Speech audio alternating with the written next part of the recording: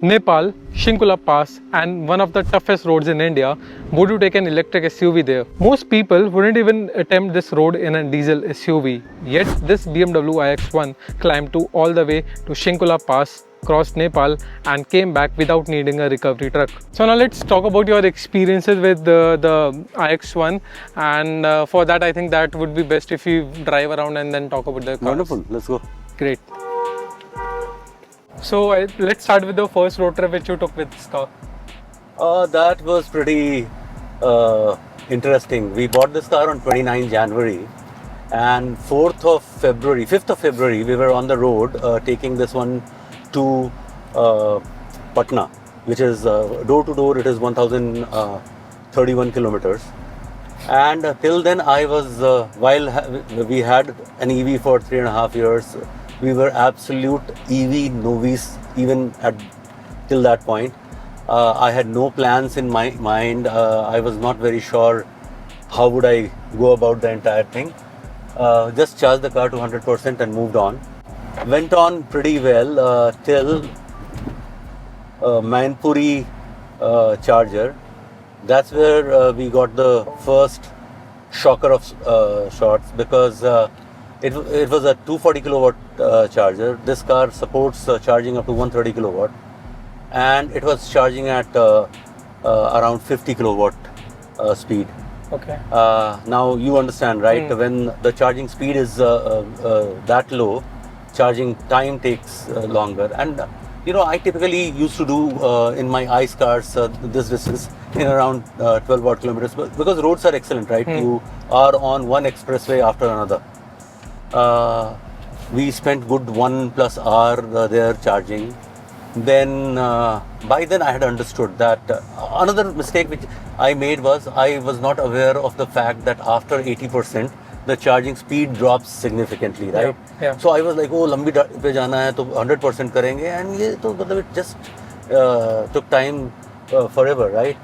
The biggest problem with these expressways in UP is the fact that the licenses are with one particular CPO, which is for whom the primary business is not being charging point operator, right? For them it is like a CSR initiative is all I can say, because they are the largest business houses in India. For me, the biggest pleasant surprise was finding a charger on Buxar Ara road, because I never thought in Bihar you will get a reliable charger.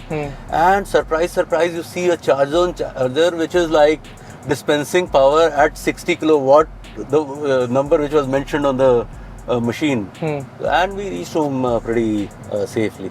I think I graduated immediately after that trip, because while coming back I did lots of research. I mapped pretty much every charger, and you know, I did the calculation that, you know, I will charge the car at around 20 to 30% range and take it to 80%. So I had everything written down on my notes, and I started, right? So in the middle of all of this, how's your family's reaction? Because Now, our road trip in, let's say, an ICE car would be 10-12 hours, but with this it might have been 15 hours. Yeah. Because of the experiences. See, when we would travel in the ICE car, we are like a very frugal eater, I can say. We have like our boxes in the car, and we would continue eating throughout the way. Only take bio breaks at the fuel station, right? Now we have built our lunch break and, you know, bio breaks according to the charger availability, and the family is now settled. Recently we went to Nepal, pretty long journey, and we had no problems whatsoever. So since you drove to Nepal, and how's your experiences in Nepal, especially with the charging versus India? And since Nepal is a country which has a lot more EVs than India, and I think 70% of their market is EV right now. So how was your overall experience? All cars, of all cars sold, 70% plus was EV. You're absolutely right. Yeah. Nepal will surprise you with the kind of EV infrastructure they have. The chargers are pretty much everywhere, and the charging cost is negligible. Especially for our currency, it's even... Yeah, see, from here to Gorakhpur, that is the sector I did. I went from here to Gorakhpur, stayed at Gorakhpur, and then next day crossed over through Sanauli border to Nepal, right? From here to Gorakhpur, we spent around 2,000 plus around 3,000 rupees Okay. for a distance of 800 odd kilometers, right? 20% to 80% typically costs me around 1,000 to 1,200 rupees depending on the operator.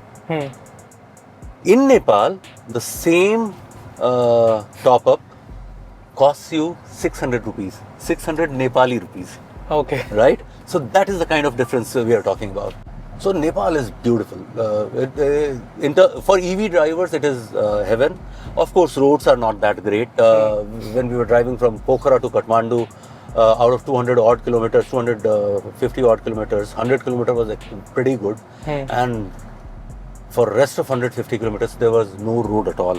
And so what was your total trip duration, your distance and your costing? So we started on Monday rather, and came back next Sunday. 6 days. And 2 days of travel was in India. So from here to Gorakhpur, and while returning Gorakhpur to Noida. But we spent 2 nights in Pokhara, 3 nights in Kathmandu, actually Chandragiri Hills, which is slightly before Kathmandu. So yeah, that was the time spent there. And I'm going back to Kathmandu with the family because we just loved the place.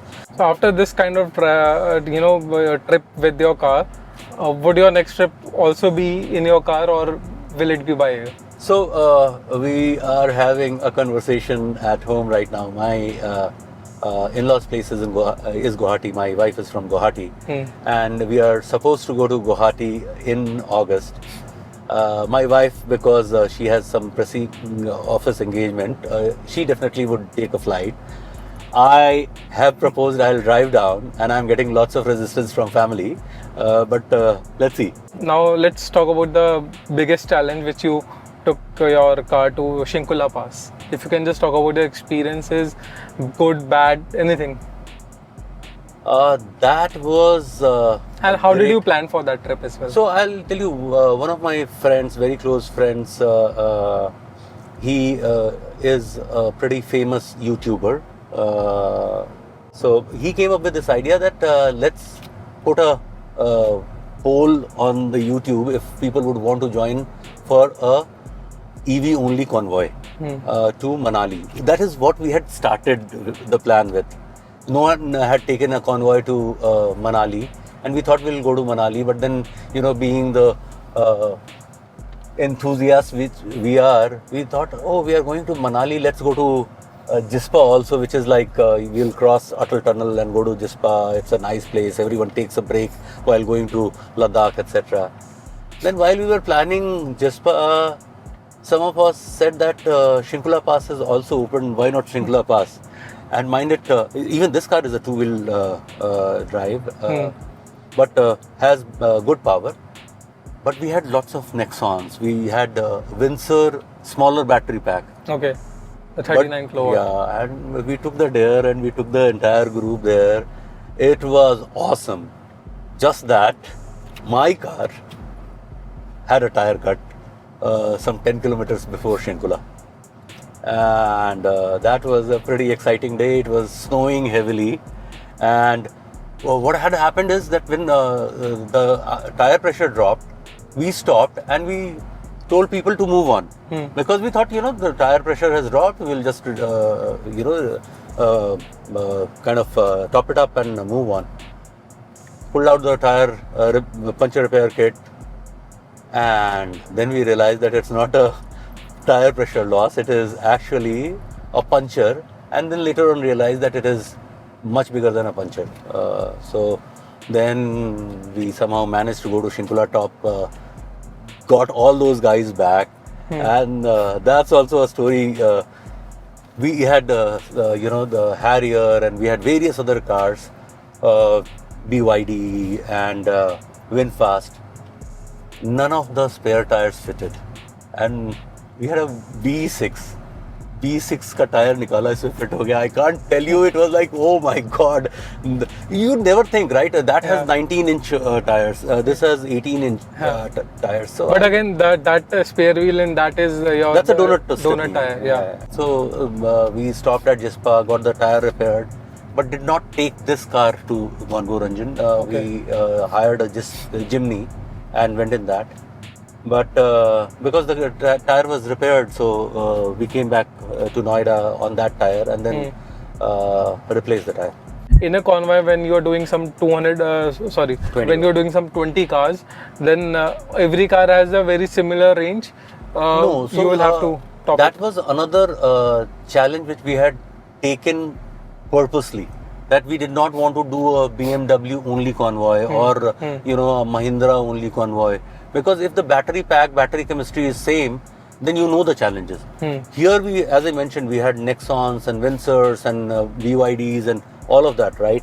So different car with different battery capacity, different battery chemistry, and it required some bit of work. So one of our group members, very diligent with that task, he had mapped pretty much every single car to the charger they should be stopping. And a backup charger, because you know the charger scene in India is pretty unreliable even today. So now if I talk about all these road trips you have taken with your BMW, and you also mentioned about a trip to Jaipur which was without any charging stop. So can you just brief us about that as well? So yeah, that was a fun challenge which I threw on my family, that if they are game to go on a trip like that, and they signed up for it. So that again, a very nice trip it was. And again, as I mentioned, I never do hypermiling. I never, you know, drive at 80 only to ensure that the charge is, you know, not draining fast. I follow the speed limit of the road. अगर 100 लिखा है तो मैं 100 पे चलाऊंगा, 120 लिखा है तो 120 पे चलाऊंगा, 119 पे चलाता हूँ क्योंकि after 120 you know it starts giving that beep. Yeah. So we did pretty well, although when I reached the resort, which was like 327 kilometers, I was left with like some 15 odd percent charge and 70 odd kilometers range. So if I talk about the range of this car, what's the ideal range you are getting on highways? Highways, anything between 375 to 420. Okay. Why I am giving you that range is because there are roads which have speed limit of 100 and there are roads which have speed limit of 120. So when I am driving at 120, then it drops to 375, 380. Otherwise 420, 425-ish. Towards the end, let's you know, calculate the cost. If let's say you have taken all these road trips with your previous ICE vehicle, any of the SUVs, Kodiak or whatever car you were planning, how much petrol or diesel you have spent on those cars versus these charging stops? See, cost per se, it is 1/5, and I am saying that with all the experience I have had, right?